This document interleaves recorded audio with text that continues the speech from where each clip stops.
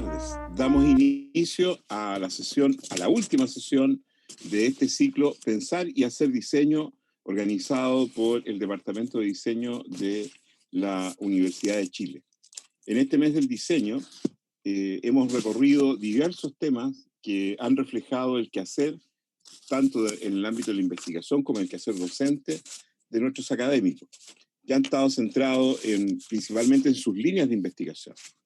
En esta última sesión hará su presentación el profesor el doctor Rubén Jacob.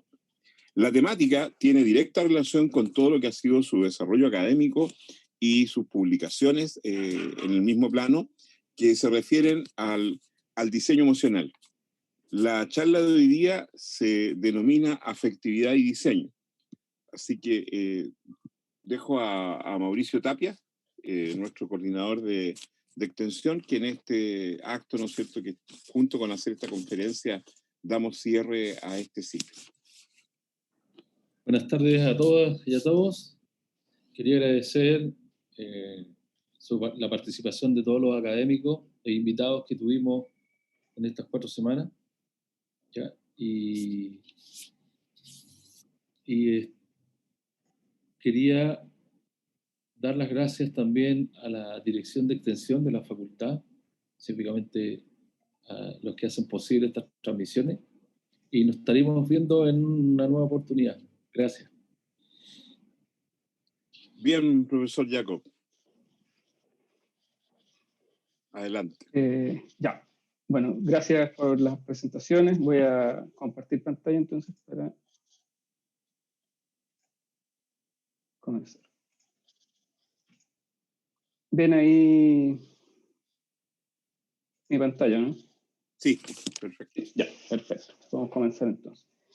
Bien, primero saludar a todos los que están conectados. Ya, un placer estar acá, obviamente, y además tener el honor de cerrar este ciclo, que, digamos, contó con la participación de casi todo el departamento y digamos que puso un poco en valor todo lo que hacemos, que a veces queda un poco desconectado de la realidad dentro de nuestro quehacer diario. Digamos. No olvidamos que también es importante difundirlo.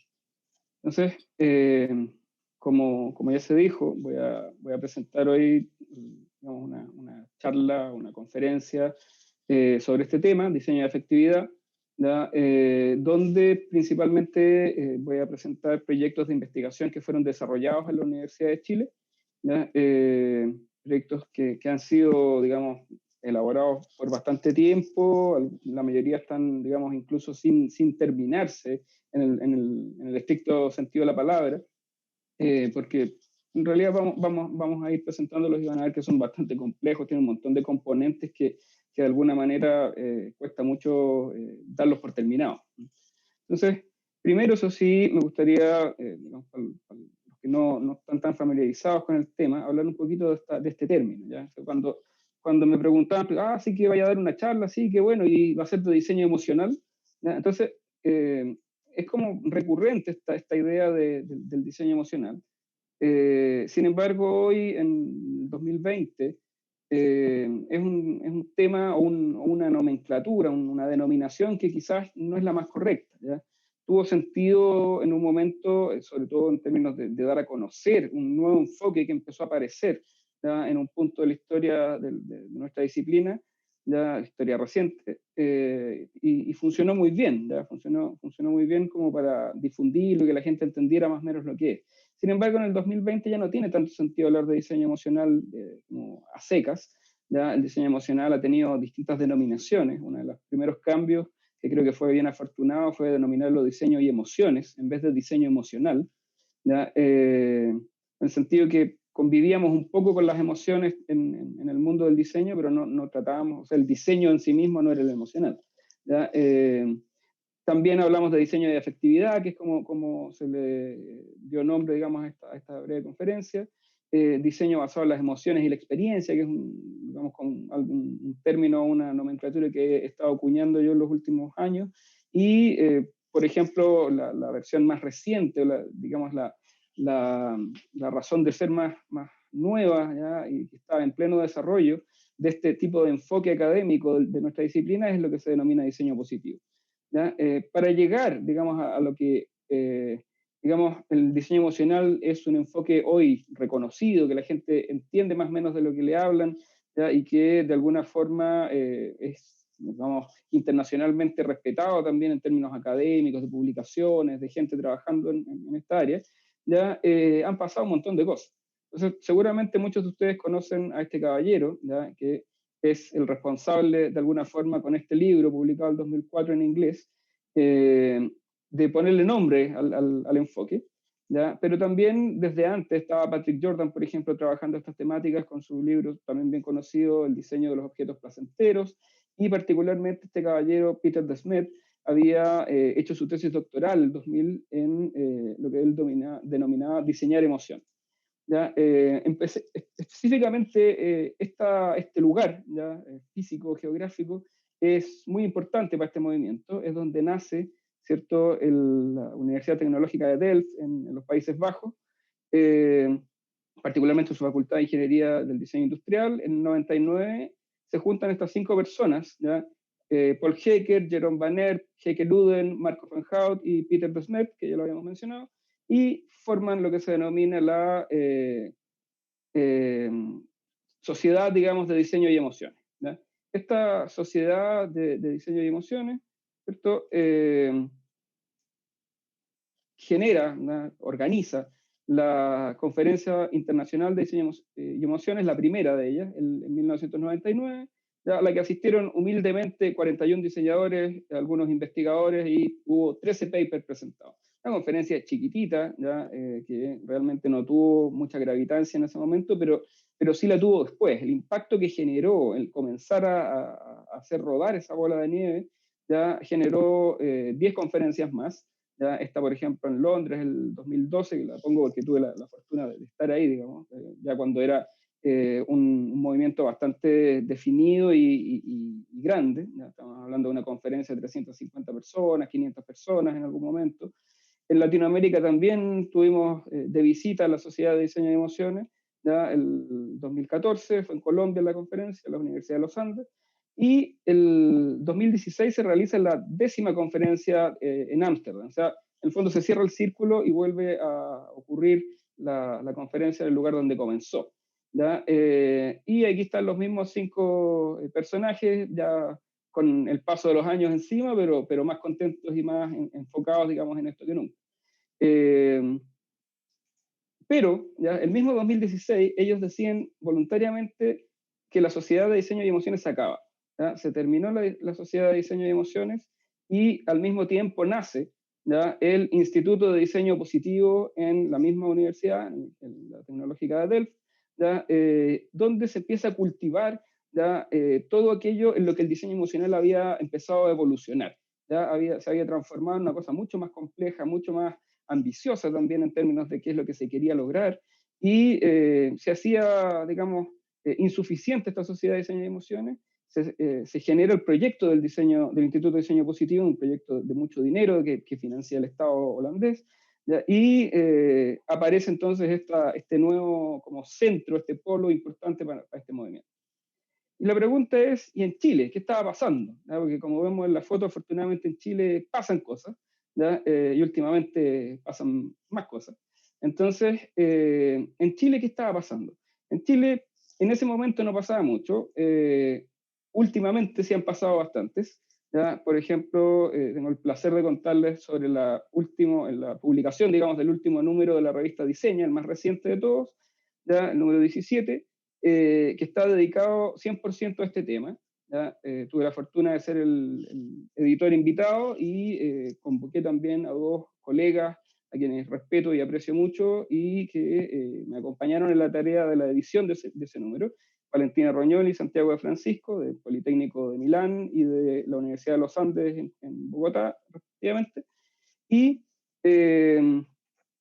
salió este número, ya que cuenta con bastantes artículos inéditos, bien interesantes, que creo que les podría gustar, y al que pueden acceder a través de la página de la revista Diseña de forma gratuita. Ya están disponibles para todos. Hay entrevistas exclusivas a Peter de Smet, por ejemplo, hay un artículo que también publicó él, hay bastante, y dentro de todos los ámbitos que incluye el diseño emocional. Y en la Chile, ¿qué estaba pasando en la Chile entonces? Ya nos vamos acercando al tema central. ¿Ya? En la Chile, y particularmente en diseño de la Chile. ¿Ya? Nosotros también tenemos una revista académica y ya hace algunos años habíamos efectivamente publicado un número, el número 4 de nuestra revista, la Creación y Pensamiento, revista chilena de diseño, dedicado al mismo tema. ¿Ya? También había tenido la fortuna de ser el editor invitado y también digamos, es de acceso gratuito y pueden buscarla directamente en internet para acceder a toda esta literatura que en el fondo es de vanguardia, en el sentido que está hecha por investigadores que están reportando ahí lo que están haciendo en distintas partes del mundo. Es el número. También hemos tratado de incorporar esta visión dentro de la Universidad de Chile en los proyectos de titulación, y me gustaría destacar, por ejemplo, el proyecto de Valentina Gamboa, un proyecto que se llama Macanudo, que es un sistema para relatar recuerdos memorables, y aborda temáticas que tienen que ver con el diseño positivo, con el diseño para el bienestar, para el florecimiento humano, y el diseño eudaimónico, que tiene que ver con aquella búsqueda de la felicidad que va más allá del placer temporal, sino que es una búsqueda de la felicidad que se basa en el logro de metas y objetivos de largo plazo, que finalmente te entregan una felicidad más duradera también.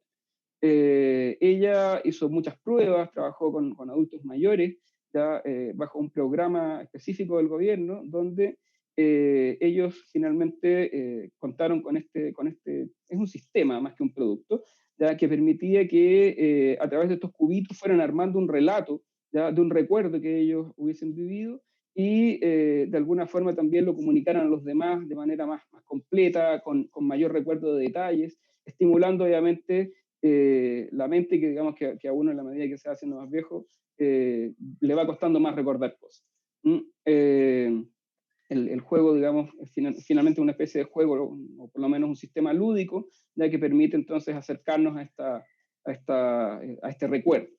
Además, el proyecto, por ejemplo, de María Bravo Sepúlveda, Emociones de la Naturaleza, plantea, ¿cierto?, algunas temáticas como la morfogénesis basada en las emociones, que vamos a verla en uno de los proyectos que lo voy a presentar en extenso, la incorporación de aspectos afectivos en los objetos, como es como parte de las posibilidades que tiene el diseñador de generar ciertos afectos a través de los objetos, y cierto, algunas metodologías directamente desarrolladas para el diseño de productos. Lo que hizo en este caso María Bravo es generar una metodología a través de, digamos, conectar ciertos patrones de la naturaleza, ciertas morfologías que están asociadas previamente a ciertas emociones, para finalmente crear una metodología creativa que permite a los diseñadores, partiendo de estos patrones, generar objetos, ¿ya?, y hacer exploraciones morfológicas basadas en ciertos conceptos previamente definidos. ¿Ya? Se sirvió, por ejemplo, de cierta tecnología, como lo es Grasshopper, por ejemplo, funcionando sobre Rhino, finalmente llegando a un producto físico que en el fondo, más que el producto mismo, era la comprobación simplemente de esta metodología. Para eso contó, ¿cierto?, con la ayuda del grupo de morfología experimental de la Universidad Pontificia Bolivariana de Medellín, Colombia, ¿ya? Que nos acompaña también en un proyecto internacional que estamos desarrollando en este momento en la facultad, que se denomina Caracterización Experiencial de Superficies y Texturas Bioinspiradas. Ya voy a hablar largo también en el segundo proyecto que voy a presentar respecto a lo que es la caracterización experiencial, pero destacar que este grupo, ya conformado por los investigadores muy amigos míos, muy queridos, David Torreblanca, Abel Patiño, Andrés Valencia, Alejandro Zuleta y Den Ordinola, ya, ellos desarrollaron un proyecto donde capturaron, ¿cierto?, texturas desde la naturaleza de Medellín, la naturaleza colombiana, y generaron, ¿cierto?, texturas bioinspiradas, como las denominaron, que son, la verdad, muy interesantes, muy alucinantes en términos de poder incorporarlas a productos.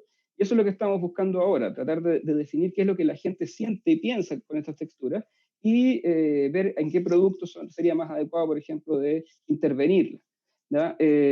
Por ahora estamos haciéndolo vía digital, algunos de los que están mirando han recibido quizás esta encuesta, y evidentemente cuando ya podamos hacerlo, vamos a preguntarles en persona qué es lo que ustedes experimentan al momento de tocar y interactuar con estas texturas. Entonces, eso ha sido un poco los esfuerzos que hemos ido haciendo hacia ya la, digamos, consolidación del diseño y la afectividad, o el diseño basado en las emociones y la experiencia, dentro de la Universidad de Chile a grandes rasgos.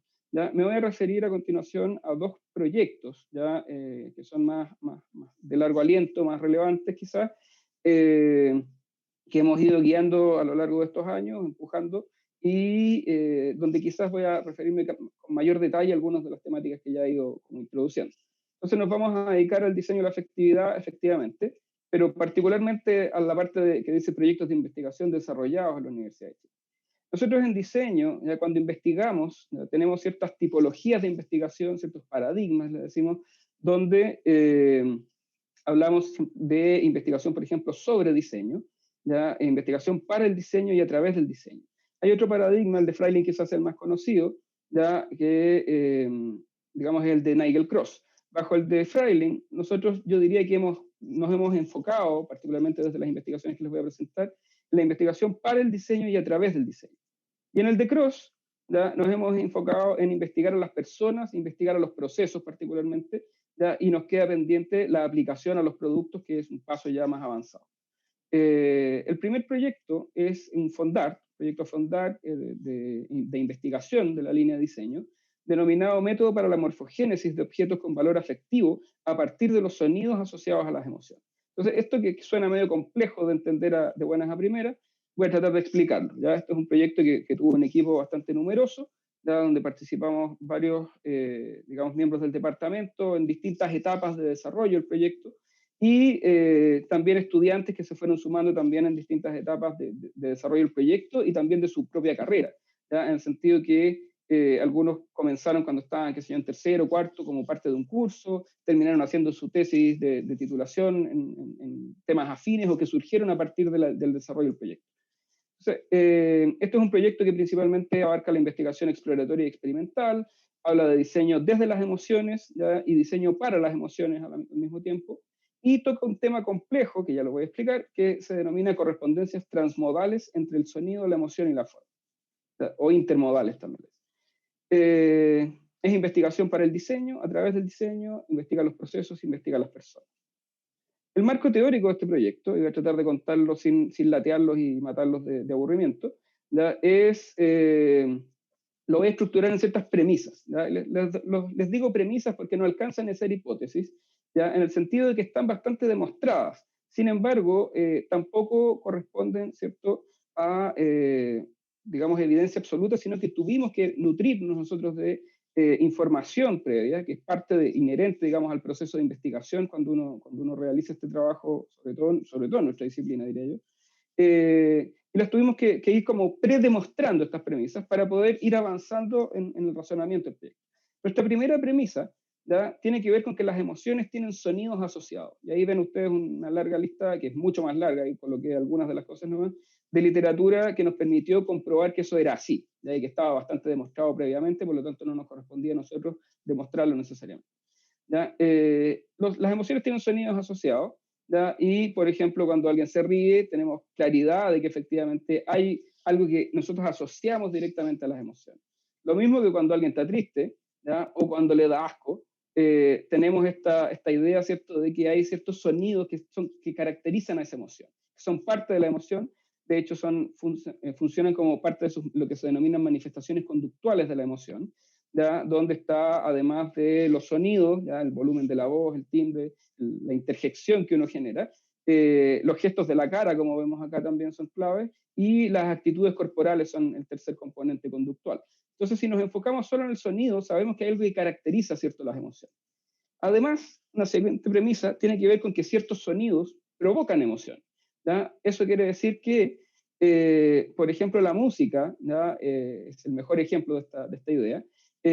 Ciertos sonidos son capaces de desencadenar los procesos emotivos, los procesos que hay detrás de las emociones y provocarlos, ¿ya? Es común, ¿ya?, escuchar música triste y sentirse triste, angustiado, agobiado. También la música alegre, que tiene ciertas características particulares, ¿cierto?, con facilidad nos sube el ánimo. ¿Ya? Y también sabemos que hay música que da miedo, ¿ya? La música que tienen las bandas sonoras, por ejemplo, en las películas de terror, de repente no necesitan la película de terror, sino solamente que tú estés escuchando en el momento adecuado para irte asustando a través justamente de este traspaso emotivo que son capaces de generar, ¿cierto?, algún tipo de música. Entonces, a partir de eso surge una intuición, ¿ya? Porque al final es bastante frecuente ya la idea de que toda investigación surge efectivamente de una intuición. Lo hemos conversado, por ejemplo, con mi colega del departamento, Sergio Donoso, que efectivamente todo parte de un metinca. ¿Ya? ¿De un metinca qué? Obviamente ese metinca está previamente educado ya por cierto proceso de lectura, de meterse ¿cierto? En algún tema, de ir conociendo este tipo de cosas, hasta que uno es capaz de elaborar ¿cierto? Esta intuición que no alcanza todavía a ser una hipótesis, es solamente una tinca. Entonces, nuestra primera intuición era que es posible integrar emociones, sonidos y formas en una sola cosa, ¿ya? Y que alguna utilidad puede que eso tenga para el diseño. ¿Ya? Por eso lo digo así tan livianamente como intuición y no alcanza a ser una hipótesis. Entonces, para entender esa intuición, nos vamos a referir al fenómeno de la sinestesia. ¿Ya? La sinestesia es casi una enfermedad, ¿ya? Porque no es grato tenerla en general. ¿Ya?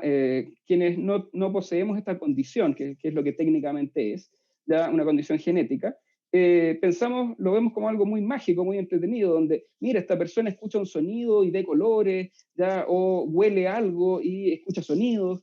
¿Ya? Los sentidos se mezclan. ¿Ya? Esa es la definición de la sinestesia, la mezcla de los sentidos, donde básicamente yo percibo cosas que pertenecen a un sentido cuando tengo un estímulo que pertenece a otro sentido. Entonces, pero existe también, como dice ahí, lo que se denomina sinestesia aprendida, que es cultural, que no es una condición genética, que la tienen muy pocas personas, y por lo tanto la sinestesia sería algo que no nos sirve en términos generales para el diseño, porque muy poca gente lo va a poder disfrutar, ¿ya? Si nos servimos de eso para diseñar. Sitowit, que es el padre, digamos, del concepto de la sinestesia y el investigador de más renombre en el tema, lo denomina sinestesia aprendida. Otros investigadores, partiendo por Charles Spence, por ejemplo, lo denominan correspondencia transmodal o intermodal, que significa, ya, para hacerlo un poco más simple, interpretar, como les decía, los estímulos propios de un sentido con los códigos asociados a otros. Y en este caso son códigos culturales, más que sensoriales. ¿Ya? Por ejemplo, cuando uno dice esta canción, ¿ya? Que tiene que ver con la audición, obviamente, es luminosa, ¿ya? Y alguien entiende lo que yo quiero decir a partir de eso, estamos mezclando audición y visión. El aroma de este café es penetrante, ya estamos mezclando olfato y tacto. Y particularmente algo que tiene que ver con el proyecto que les estoy presentando, este sonido es sinuoso. ¿Ya? La audición, entonces, la transformamos en tacto, visión y forma a la vez, porque lo sinuoso tiene que ver con una forma determinada, y sin embargo, somos capaces de entenderlo al momento que oímos un sonido que tiene esa característica. Entonces, eso nos lleva a una tercera premisa, que existen correspondencias transmodales entre los sonidos y las formas. La más conocida de todas es el efecto Kikibua, ¿ya? Donde el 98% de la gente, 96% en algunas latitudes, asocia el sonido Kiki con la figura de puntas agudas y de líneas rectas, y Buba con la figura de líneas redondeadas y de volúmenes, en este caso, estamos viendo volumétrico, normalmente esta prueba se hace bidimensional, pero cuando se hace volumétrica también funciona. ¿Ya? Lo que plantea la cuarta premisa, ¿ya? Si existen correspondencias transmodales entre formas y sonidos, también existen correspondencias transmodales entre sonidos y emociones.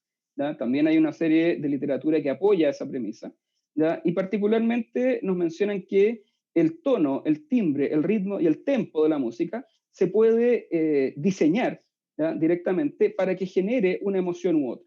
¿Ya? Hay muchos estudios, muy elaborados algunos, muy sencillos otros, que simplemente comprueban la posibilidad de que cierta pieza musical diseñada de cierta manera específica es capaz de desencadenar ciertos estados emocionales.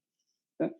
Lo que nos lleva a la premisa 5. Vamos mezclando de a dos en el fondo. Recuerden que queremos mezclar sonidos, emociones y formas. Ya hemos mezclado dos pares y ahora nos quedan las emociones y las formas. También de eso hay bastante información.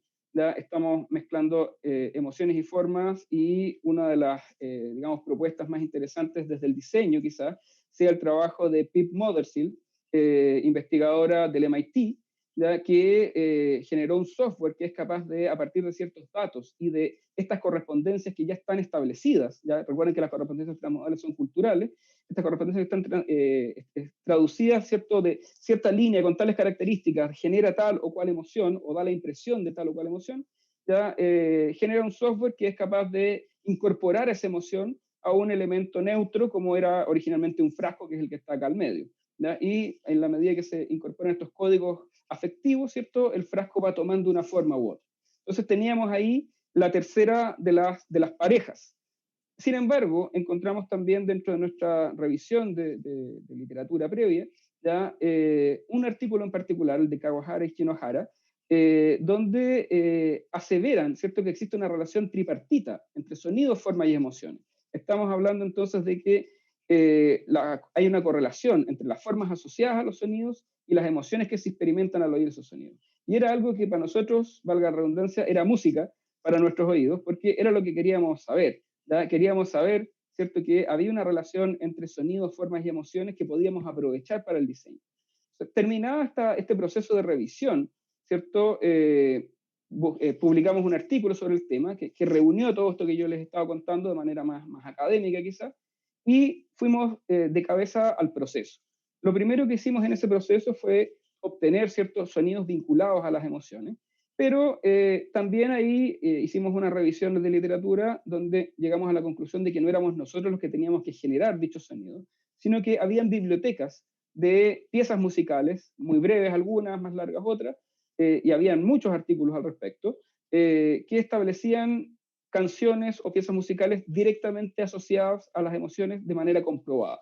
Ya gente que había hecho esta comprobación en distintas latitudes, en distintas partes del mundo, con mucha gente, ¿ya? Y las canciones estaban claramente asociadas a ciertas emociones. Entonces tomamos este artículo en particular y la biblioteca que desarrollaron estos caballeros, ¿ya? Y utilizamos esa música, porque finalmente descartamos en un punto de la investigación la posibilidad de utilizar, por ejemplo, risas y llantos, en el sentido que eran mucho más complejas de capturar y nosotros no contábamos, lamentablemente, en ese momento con el equipo de audio necesario para hacerlo bien. ¿Ya? Entonces nos quedamos con esta música asociada directamente a las emociones, lo que nos llevó a la sexta premisa, que era: es posible generar formas que provengan directamente de sonidos vinculados a las emociones a partir de ciertos métodos. Y empezamos a estudiar también un montón de métodos. Nos quedamos con la cimática como método de conversión entre sonido y forma. La cimática es algo que seguramente ya conocen y que tiene que ver con proyectar cierto sonido, en este caso a una lámina prácticamente bidimensional que tiene un polvo encima, y la vibración del sonido, que puede venir de un parlante, de un altavoz que está puesto debajo, o de un micrófono que proyecta directamente el sonido sobre la lámina, y genera algunos patrones específicos de acuerdo al nivel de vibración que tiene ese sonido en particular, generando cosas bastante interesantes bidimensionalmente, ¿ya? Que han sido completamente caracterizados, o sea, se sabe exactamente en qué vibración debe sonar el audio que se está proyectando para que se genere un patrón u otro. Sin embargo, esto también puede ser tridimensional, ¿ya? Y es bastante más complejo cuando se trata de que sea tridimensional, puesto que las formas son bastante más aleatorias y difíciles de predecir. Además, confluyen en el suceso un montón de otras variables que son de alguna manera muy difíciles de controlar también, lo cual experimentamos, digamos, en carne propia todos los que participamos en el proyecto. Utilizamos lo que se denominan fluidos no newtonianos, ya que son fluidos que al momento de ejercer una fuerza sobre el fluido 1, el fluido resiste, es duro, y cuando el fluido está en estado, digamos, de descanso, el fluido es un fluido, efectivamente es muy líquido. ¿Ya? Entonces genera estas formas que tienen volumen realmente y que son capaces de mantener su volumen por algunos instantes. En este caso, por ejemplo, en un parlante se proyecta una pieza musical, se hace vibrar un fluido no newtoniano, que el más común de todos es lo que se conoce como oobleck o maicena con agua, para crear formas tridimensionales que provienen directamente de estos sonidos vinculados a la emoción. O sea, esto que está aquí es un instante, ¿ya? Ni siquiera es un segundo o una milésima de segundo, es un instante, ¿ya? De una música asociada a una emoción determinada. Y eso nos lleva a nuestra séptima premisa, que sería nuestra primera hipótesis en el fondo, ¿ya? Donde nos planteamos que era posible capturar estas formas de movimiento, estos instantes que duran, digamos, menos de milésimas de segundo, y aplicar estas formas a objetos físicos en una locura creativa de tratar de transmitir esa emoción hacia los objetos que pudiéramos diseñar posteriormente. Nos propusimos hacerlo y una de las maneras que se nos ocurrió, que fue finalmente la que utilizamos, fue utilizar el efecto bullet time de Matrix, ¿ya? Donde una cámara es capaz de grabar en todos los ángulos que rodean, ¿ya? El centro, lo que estamos tratando de grabar, al mismo tiempo, ¿ya? Generando entonces esta vista completamente tridimensional del objeto. ¿ya? Este tipo de cosas suele ser bastante costoso, ¿ya? Montar un efecto Matrix de este tipo, en este caso es uno pequeño, que ven las sillas que le dan cierta noción del tamaño, es caro, muy caro, ¿ya? Por lo tanto, nosotros, con el financiamiento que teníamos, si bien el fondar nos garantizaba tener ciertos recursos, no podíamos darnos este lujo. Entonces acudimos a otro recurso, ya que era este elemento que en el fondo imita o simula el efecto Matrix, girando muy rápidamente alrededor de esta plataforma, y aquí se incluye una cámara, lo cual permite, ¿cierto?, que en menos de un segundo se capture la masa que está en este momento moviéndose ahí en el centro del parlante. Estas son de las primeras pruebas, un poco para que se hagan la idea de cómo funciona el aparato, ¿ya? Y también generamos una pequeña instalación con algunas cámaras de estas deportivas, ¿ya? Para tratar de capturar con varias cámaras al mismo tiempo. Por un lado, hacíamos girar una cámara muy rápidamente alrededor, y por otro lado tratábamos de capturar con varias cámaras al mismo tiempo. Para que se hagan una idea, ¿ya? Les voy a mostrar un breve video de lo que es y cómo se veía. En este caso es la visión desde una sola de las cámaras deportivas que están girando alrededor y muy rápidamente alrededor de esta masa, ya que estaba moviéndose y que cambiaba de forma a cada instante. Además, pasamos por varias etapas donde teñimos, por ejemplo, el parlante de color verde, la masa de color rojo, en este caso para estimular el contraste o digamos, aumentar el contraste, y varios otros colores hasta que finalmente dimos con el correspondiente. ¿Ya? Aquí está el dispositivo este que creamos, donde colgábamos las cámaras. Aquí está el altavoz, ¿cierto? Aquí los vemos en funcionamiento. Aquí está el seteo, por ejemplo, de otra de las opciones con el primero de los dispositivos, ya con una iluminación constante, indirecta. También había otras variables que controlar, por ejemplo, la mezcla entre maicena y agua tenía que ser siempre exactamente la misma, ¿ya? Para lograr la fluidez que necesitábamos para la generación de formas. Controlábamos también la temperatura, ¿ya? Porque cambia bastante con la temperatura más alta o más baja, y también la luminosidad que había en el punto centro del altavoz donde proyectábamos, y también todo lo que tenía que ver con sonido era controlado ocupando el mismo equipo siempre.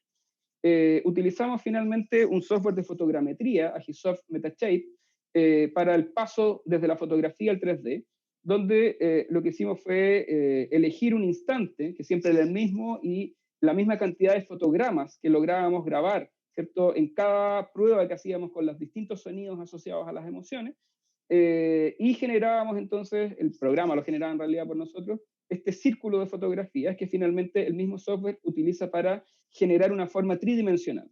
Evidentemente esto no resultó a la primera, estuvimos, yo diría, un año prácticamente tratando de lograr el resultado que más o menos buscábamos. Ya vemos aquí nuestras primeras pruebas y vemos que la verdad los 3D que tenemos a la izquierda no se parecen mucho a las formas reales que estaban a la derecha. Después ya empezamos a cambiar algunos parámetros, ajustar algunas cosas, a ir probando con el método científico, ya entonces íbamos controlando una variable o modificando una variable a la vez, y ya se empezaban a aparecer bastante más, ya había cierta esperanza ahí de luz al final del camino.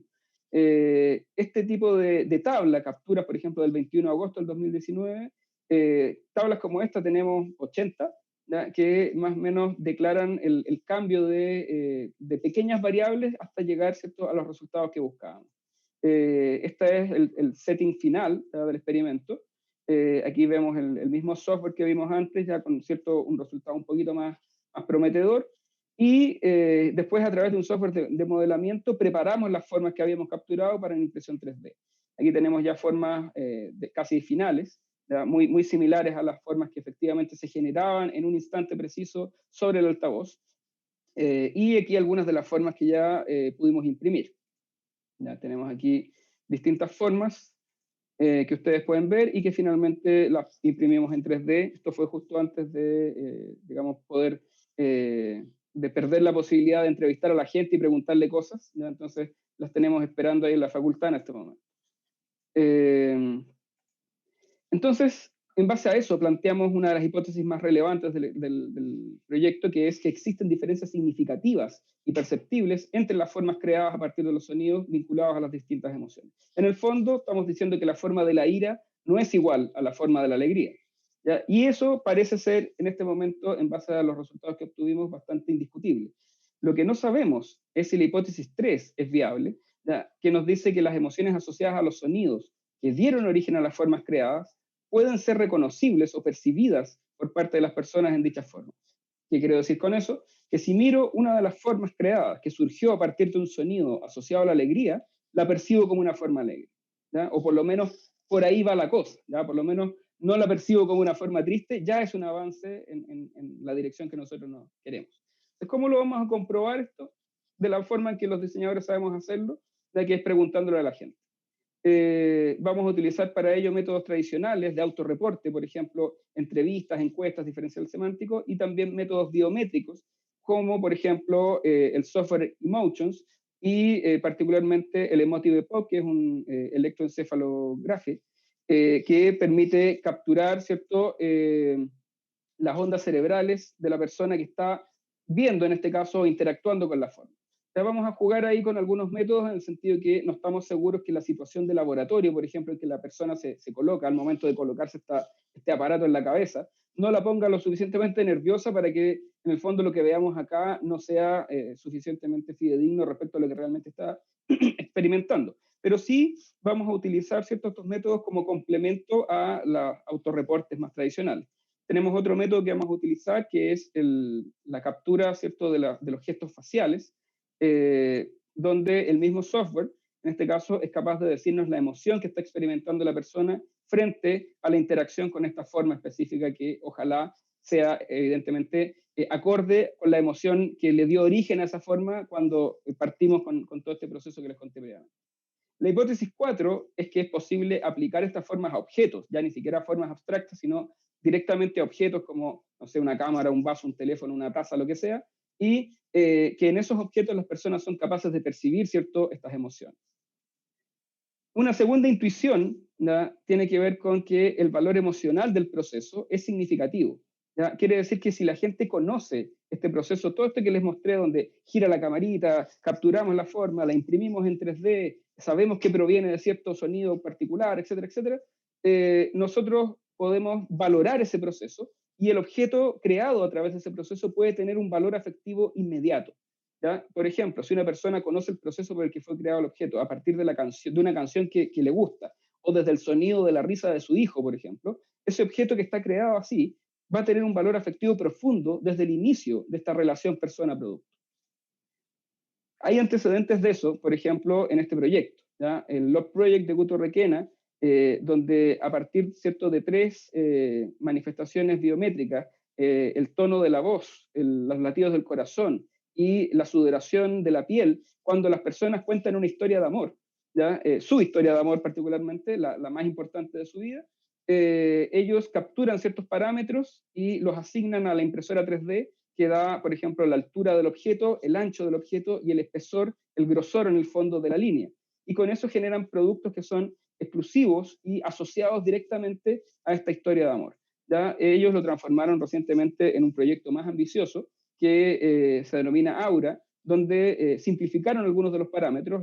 El Love Project era muy experimental, un poco como lo que estamos haciendo nosotros, y el Aura Project es un proyecto ya más comercial que genera a partir también de los latidos del corazón este tipo de pieza que después se puede fundir en algún metal precioso y transformarse en un regalo cargado de afectividad desde el minuto 1 y no en un objeto que necesariamente va generando este lazo persona-producto a través del tiempo. Y la intuición 3, ¿ya?, que me gusta llamarla también volada 1, es que estos objetos desarrollados a través de estos métodos son capaces de contagiar las emociones que les dieron origen a las personas que interactúan con ellos. Vale decir, si el objeto proviene de la alegría, podría transmitir de alguna forma y en alguna medida, ¿ya?, esa emoción a las personas. ¿Es una volada? Sí, es una volada, pero hay bastante literatura que apoya esta idea también, ¿ya? Y creemos que de alguna forma puede ser posible y pensamos comprobarlo. En este momento estamos en la etapa intermedia del proyecto, nos queda todavía esta comprobación y pretendemos terminar en septiembre del 2020. Un segundo proyecto que les voy a mostrar de manera más rápida, ¿ya?, es un fundership de iniciación que se está ejecutando ahora, que se denomina Caracterización Experiencial de las Maderas Nativas de Chile. Este proyecto, ¿ya?, es una investigación cualitativa y cuantitativa a la vez, tiene que ver con el enfoque del diseño a partir de los materiales, Material Driven Design, cualidades, y trata particularmente sobre las cualidades expresivas de los materiales y procesos. ¿De qué se tratan las cualidades expresivas? Se las voy a explicar ahora a partir del desarrollo del proyecto. Tiene que ver con investigación para el diseño. Estamos generando datos, en el fondo, para que los diseñadores puedan utilizarlos cuando diseñen. Y vamos a hacerlo a través de una investigación hacia las personas. Este proyecto también tiene un equipo bastante numeroso, particularmente de estudiantes que también han, digamos, estado en distintas etapas de su formación dentro del proyecto. ¿Ya? El proyecto surge a partir de un proyecto más chico, ya que se financió con fondos, en este caso el actual es con fondos estatales, el previo es con fondos de la universidad, y eso en el fondo generó dos etapas, ya este proyecto como piloto que hicimos con menos ambición y este que es mucho más ambicioso que tenemos ahora. El marco teórico de este proyecto también se estructura en premisas, donde la primera dice que los materiales poseen ciertas propiedades físicas, que también se suelen denominar propiedades técnicas, algunos le dicen propiedades de ingeniería, pero también tienen lo que podríamos denominar muy entre comillas propiedades emocionales. Esas propiedades emocionales ya han sido denominadas de un montón de formas, por eso las pongo así entre comillas, ¿ya? Y se denominan propiedades intangibles, por ejemplo, ¿ya? Metafísicas, cualidades expresivos-sensoriales, les han dicho, han hablado de la personalidad del material y del carácter del material. ¿Ya? Tan importantes son que, por ejemplo, Material Connection, una de las bibliotecas de materiales más importantes del mundo, está incorporando en sus fichas técnicas ya este tipo de propiedades, en la medida que las propiedades técnicas más duras ya no alcanzan, ya no basta con saber si un material es resistente, es elástico, es flexible o es dúctil, sino que también necesitamos saber si el material afectivamente llama la atención de la gente, es acogedor, es considerado frío, etc. Otras publicaciones importantes de esta misma área, como Hello Materials, un blog, también va por el mismo camino. Hay que destacar dentro de este proceso, evidentemente, sobre todo a nivel de marco teórico, el trabajo de dos investigadoras, una de Elvin Carana, que es como una de las investigadoras más importantes dentro de lo que se ha denominado caracterización experiencial de los materiales. Ya ella es de la Universidad Técnica de Delft, también tecnológica de Delft, holandesa, y Valentina Rognoli, del Politécnico de Milán, que ya la había mencionado como una de las coeditoras de la revista Diseña, y que también ha sido una de las grandes artífices en poner estos temas en boga y en darles la relevancia que merecen, sobre todo en el campo del diseño. La segunda premisa, que surge a partir justamente de este trabajo de estas investigadoras, es que estas cualidades pueden ser determinadas de manera objetiva mediante ciertos métodos. ¿Qué métodos? Bueno, muchos de los que han desarrollado justamente estas investigadoras y algunos de los que humildemente hemos ido desarrollando también nosotros.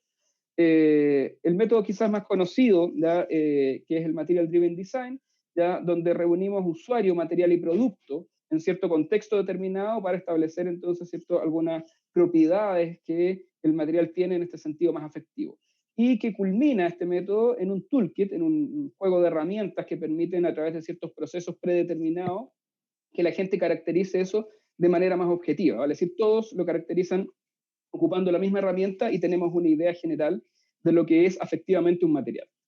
El toolkit incluye ciertas herramientas bastante frecuentes en uso dentro de este tipo dentro de este ámbito de investigación, como un diferencial semántico, la ubicación de las emociones, ¿cierto?, en un eje de coordenadas y algunas tarjetas de asociación.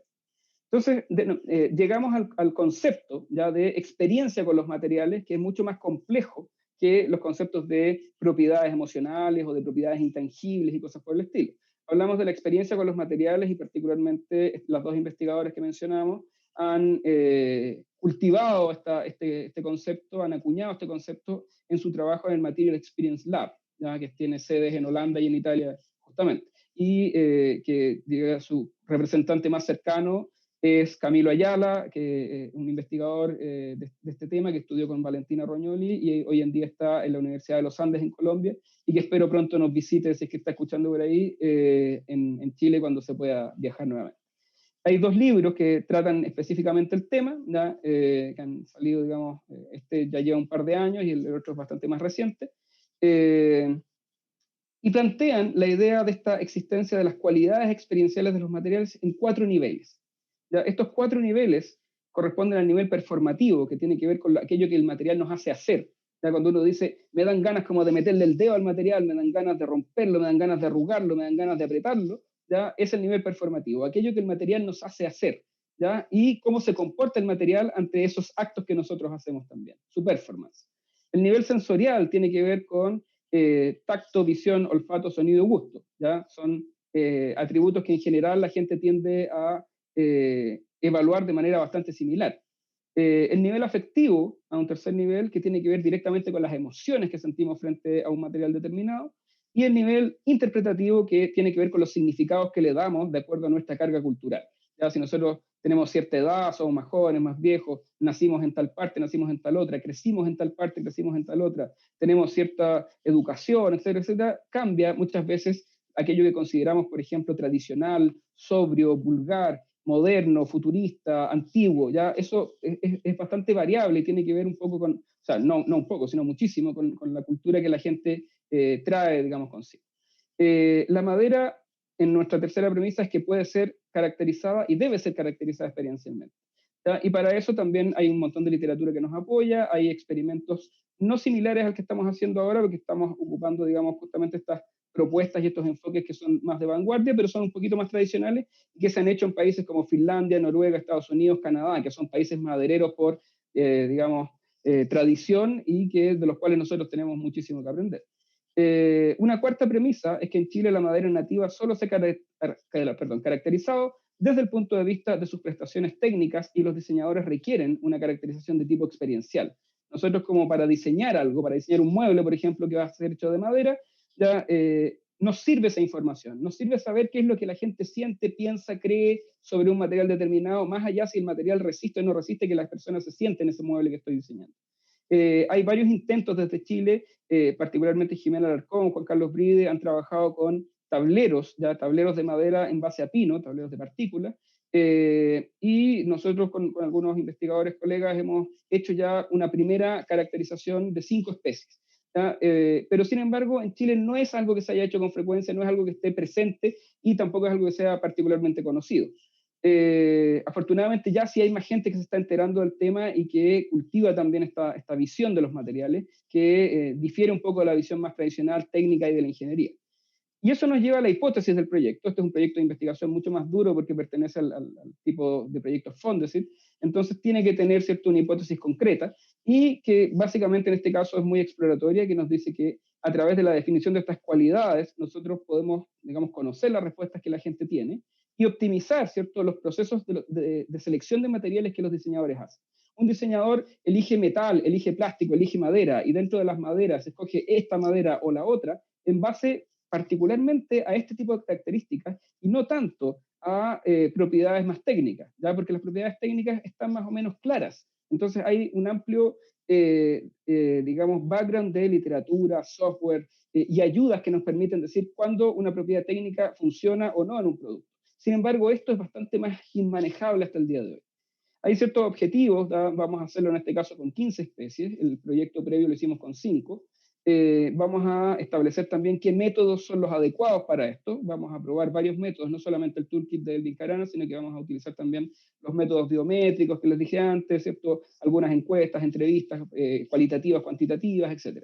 Vamos a tratar de establecer un protocolo, ¿vale? Es decir, cómo hacer esto para que resulte, y cosa que pueda ser también repetido por parte de otros investigadores en otras partes, con otros materiales, con otras maderas, y de alguna manera establecer una línea base para que esto siga creciendo. Y vamos también a tratar de intervenir en estos procesos de decisión que llevan a cabo los diseñadores. El proceso ya partió con una consulta de expertos, de 10 expertos de 6 países distintos, todos con experiencia en investigación en materiales de más de 15 años, eran realmente expertos. Teníamos ingenieros, arquitectos y diseñadores, 7 investigadores y 3 profesionales que ejercían, digamos, en el mundo más del ejercicio profesional. Ya 7 doctores, 3 magíster, 4 mujeres, 6 hombres, y edades entre 38 y 62 años. Era una colección bien variopinta de expertos que nos dio algunos insights, algunas nociones preliminares de cómo enfrentar este tema en el 2017, en el primer proyecto que hicimos. ¿Qué cosas son importantes? ¿Ya? ¿Cuántas especies, por ejemplo, tengo que caracterizar? ¿En qué me fijo? Cómo deben ser los pedacitos de madera que le muestra a la gente. Bueno, no le puedo traer el árbol ni le puedo traer un tablón. Entonces la gente se ve expuesta, ¿cierto?, a lo que denominamos estímulos, ¿ya?, o muestras o probetas, y definir cómo es eso ya es un cuento. ¿qué métodos vamos a utilizar? Ya dijimos encuestas, biometría, entrevistas. ¿Cómo comunicar estos resultados? Hacemos una ficha, un álbum, un libro, un paper científico, etc. Los expertos nos dieron algunas nociones, ya como las que vemos ahí en pantalla. Quizás lo más importante fue que mostrar la madera no tenía que ser exclusivamente en muestras, en probetas, sino que tenía que ser también en imágenes de productos donde se aplicara el material. ¿Ya? Y determinamos después las especies nativas. ¿Ya? El bosque nativo chileno es amplio y tenemos que elegir, ¿ya? Tenemos que elegir. Los criterios para ello fueron la legalidad de la explotación como primer criterio. Ya sabemos que hay tala ilegal y que en Chile es un problema. Por lo tanto, para nosotros el primer criterio fue que las maderas fueran legalmente obtenidas y estuvieran disponibles comercialmente, que hubiese una variedad cromática. Sabemos que hay maderas rojizas, verdosas, amarillas, blancas, y teníamos que tener también una muestra amplia en ese sentido. La beta, ya sus características físico-mecánicas que inciden en las cualidades experienciales, por ejemplo, el peso, ya, por ejemplo, la densidad, la dureza, inciden directamente en cómo la gente la percibe en términos de calidad, etc. La región de origen de nuestro país, ¿ya? Y en qué se utiliza habitualmente esa madera. Elegimos 15, ¿ya? Y nos dimos cuenta, consultando a 100 proveedores durante este primer año del nuevo proyecto, 100 proveedores y 150 fabricantes de productos en madera nativa, que fueron levantados, digamos, por el equipo del proyecto, que algunas son muy difíciles de encontrar, ¿ya? Por ejemplo, el alerce y el olivillo, apenas 5 y 2 proveedores de estos 100 la tenían disponible, y otras muy fáciles, muy comunes, el coigüe, el rabulí y el roble, por ejemplo, que curiosamente son 3 especies de Nothofagus, es decir, son parientes entre ellos y son una especie de roble. Sí existe, digamos, con mucha variedad, y la mitad de los proveedores la tenía sin mayor problema. Después desarrollamos los estímulos, ¿ya? Para eso también nos nutrimos de un montón de literatura, 8 artículos donde definían el tamaño de la muestra de madera que íbamos a poner delante de las personas. Y también incorporamos algunos criterios propios, por ejemplo, pruebas de usabilidad, que la muestra de madera se pudiese manipular con cierta facilidad, porque a la gente le gusta tomar 2 de repente, compararlas, etc. ¿Ya? Tomamos en cuenta ciertas sugerencias de los expertos, ya y también incorporamos ciertas geometrías recurrentes en los productos de madera, como los muebles, ¿ya? Y acabados y terminaciones también comunes. Definimos finalmente una probeta que es distinta a todas las que se han utilizado en los estudios previos, ¿ya? Porque tiene una curva. ¿Ya? Considera una curva que es una forma, una geometría característica de la madera, de los productos de madera, y que no estaba recogida, por lo tanto costaba imaginarse ese tipo de cosas. Entonces tenemos ahí justamente la zona característica, aquí están algunas de las muestras cuando estaban como en proceso de preparación, ya tenemos ahí 5 maderas distintas, estas muestras pertenecen al primer proyecto, y tenemos acá entonces rabulí, coigüe, roble, tepa y mañío, ¿ya? Son las 5 maderas de la primera muestra, del primer proyecto. Perdón. Creamos también materiales renderizados, materiales para renderizados, que representaron estas maderas con la idea de poder aplicarlos a productos, ¿ya? Porque no podemos contar con la misma cantidad de productos hechos exactamente igual con cada una de las 15 especies madereras que estamos testeando ahora. Entonces, esto hoy en día permite, ¿cierto?, un realismo bastante alto, ¿ya? Y que permite que la gente se dé cuenta sin mayor problema de qué madera es cada una de ellas, ¿ya? Entonces aquí tenemos algunas de las muestras renderizadas. Entonces, desarrollamos, ¿cierto?, algunas pruebas, algunas muestras con aplicación de esta madera a ciertos productos y algunas láminas que presentábamos a la gente. Estas pertenecen al proyecto inicial. Definimos los métodos, ya revisamos nuevamente literatura, basada en la experiencia previa, sugerencias de los expertos, disponibilidad de métodos. Revisamos mucha literatura para definir los métodos y llegamos a lo que les contaba antes, métodos de autorreporte y métodos basados en la fisiología y la biometría. Desarrollamos instrumentos específicos, ¿ya? Por ejemplo, para llevar a cabo el diferencial semántico hicimos nuestra propia tabla Excel que está automatizada y que finalmente nos entrega los datos de forma directa, ¿ya? No necesitamos calcular, no necesitamos sumar, ¿ya? Y tenemos una idea también de cómo va el proceso, si empiezan a aparecer tendencias. Aquí está, por ejemplo, la tabla comparativa del primer proyecto. Desarrollamos también, también se puede ver en 3D, esta es la mejor evaluada, esta es la peor evaluada. Desarrollamos una versión también propia de Premo, de un software que permite medir un poquito cuáles son las emociones que la gente experimenta frente a las muestras. Subimos, por ejemplo, que el ítem A ya tiene una mayoría de emociones negativas, ¿ya? El ítem C, en este caso, es la madera mejor evaluada en términos de emociones positivas y negativas. Nos capacitamos en software biométrico, integramos los métodos que teníamos, definimos un protocolo y testeamos finalmente para saber si podíamos hacer esta caracterización a través de un proceso experimental. Entonces, esta es la muestra, aquí estamos en la Universidad de Santa María, ya que nos ayudó bastante. Ahí agradezco también a mis colegas Santiago Geibitz y Marcelo Venegas, que nos permitieron la entrada, digamos, y estar días probando ahí. Había una cajita donde las muestras se van sacando de uno, y el timing del experimento lo va dando el computador que tiene el entrevistado al frente.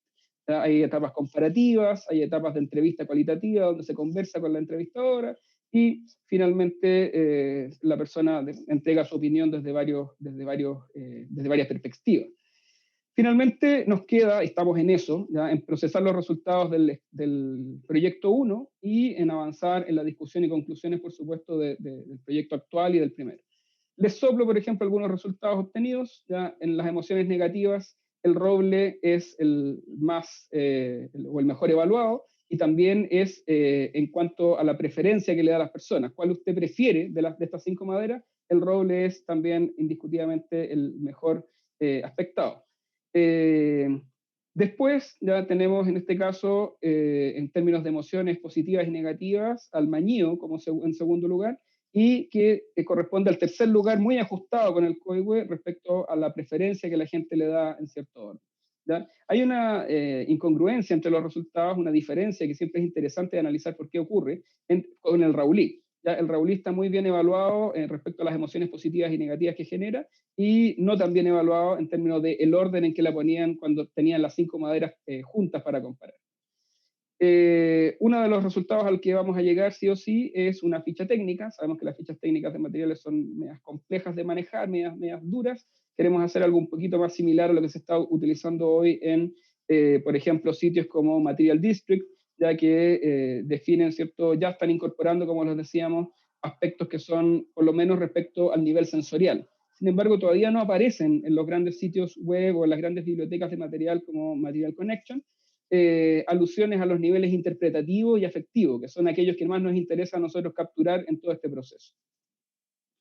Eso esperamos tenerlo terminado en noviembre de 2022, que es un largo camino por recorrer, y espero que en algún momento les pueda contar, digamos, cuáles fueron los resultados finales, y esas fichas técnicas queden disponibles. Esa es nuestra meta en todas las universidades de Chile, para aquellos que les interese, digamos, acceder, y en un sitio web para todos los que les interese acceder desde cualquier otra parte del mundo. Con eso termino. ¿Ya? Quiero dejarles una invitación, ¿ya? Que ya está, digamos, pactada con muchas de las personas que me consta que están viendo, que van a ver esto después en diferido. El 21 de enero del 2021, a las 10 a.m., seguramente por este mismo canal, ¿ya? Vamos a tener el 4º Seminario Internacional de Diseño de Productos basado en la interacción, la experiencia y las emociones. Tenemos 3 invitadas, investigadoras, digamos, de alta relevancia en este caso. Mariluz Soto, que es chilena y acaba de terminar su tesis doctoral en Finlandia sobre diseño de servicios y emociones. Carol Boudin, que es una investigadora francesa, ya experta en ergonomía, experta en varios aspectos que tienen que ver con todo lo que es interacción, ya, y que hoy en día está desarrollando su labor en Suiza, que nos va a hablar de corporalidad e interacción para el diseño de productos.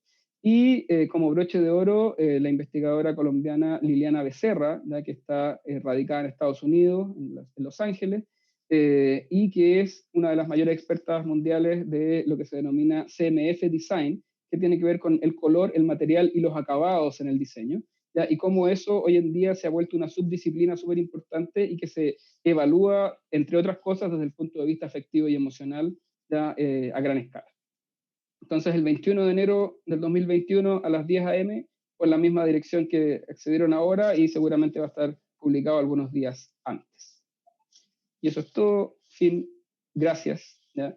Y espero que les haya parecido interesante la presentación.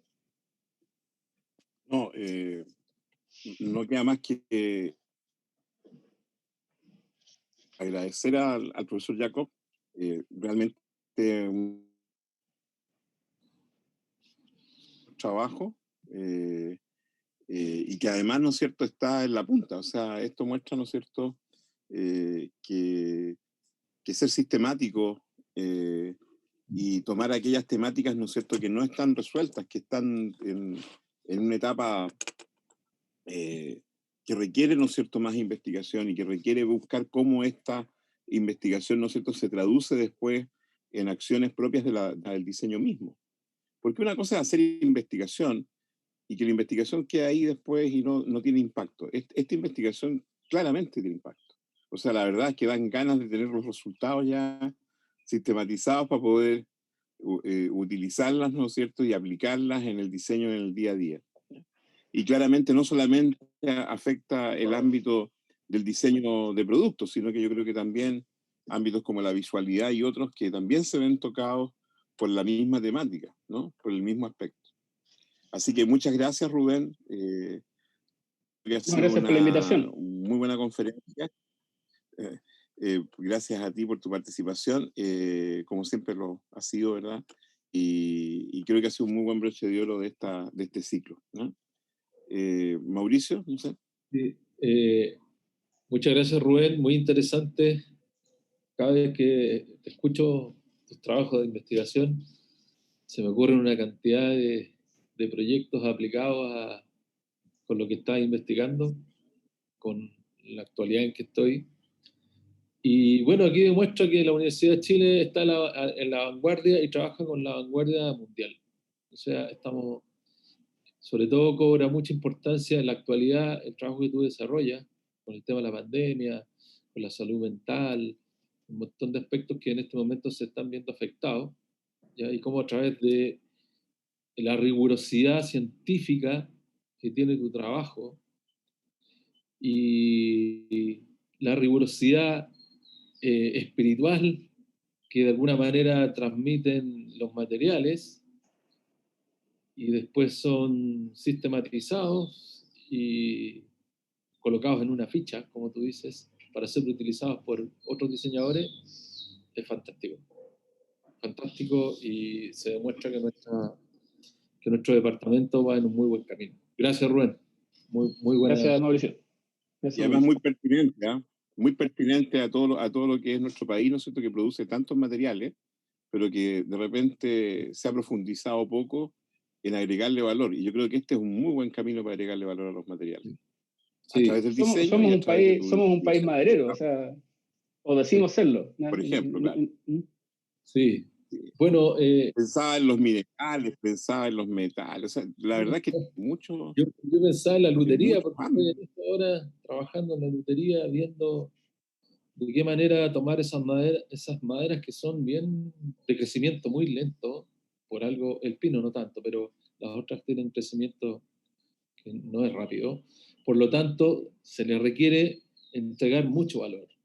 ¿Ya? Aparte del valor que tienen como materia, también un valor que tienen con otras propiedades sonoras, otras propiedades efectivas, y de alguna manera la lutería tiene mucho de eso, tiene mucho de afecto con el instrumento, y qué mejor que tomar estas condiciones que está estudiando Rubén para aplicarlo a un objeto que tiene tanto afecto, que es tocado, que es sentido, que trabaja con la interacción y la sensibilidad, y se me ocurren cosas extraordinarias. Bueno, yo ya lo había hablado con Rubén, pero muy bueno. Sí, lo conversamos seguido, y yo creo que para allá va, o sea, vamos sí o sí a seguir trabajando con esto. Y como decía Juan Carlos también, es importante que esta investigación salga, cruce fronteras, y como también lo trato de digamos, difundir siempre, que sirva para hacer mejor diseño, ¿ya? La investigación disciplinar tiene como objetivo mejorar la disciplina, ¿ya? Y creo que si se queda encerrada en las aulas y en la academia, no tiene mucho sentido hacerla tampoco. No, absolutamente de acuerdo contigo. Así es. Esto y aplicarlo es lo que hay que hacer. Bien, pues, muchas gracias a todos. Los dejamos invitados entonces ya de partida. El profesor Jacob ya pasó el comercial muy bien montado, ¿no es cierto?, del evento internacional que habíamos planificado y que nos parece muy relevante. Así que estén atentos a nuestras noticias. También vamos a ver seguramente un ciclo posterior sobre el tema de creación, que también está muy ligado, porque la verdad que la creación en diseño está ligada a la investigación. O sea, sin Sin investigación no podemos crear y sin investigación no podemos diseñar. Así que nos quedan seguramente muchas jornadas para poder compartir con todos ustedes, con todos los que hoy día asistieron y con todos los aquellos que vean después, ¿no es cierto?, en diferido esta presentación. Así que muchas gracias a todos. Felices de haber celebrado de esta manera el mes del diseño en forma tan pertinente y nos vemos en una próxima oportunidad. Cuídense mucho. Gracias. Gracias a todos y a todos. Adiós.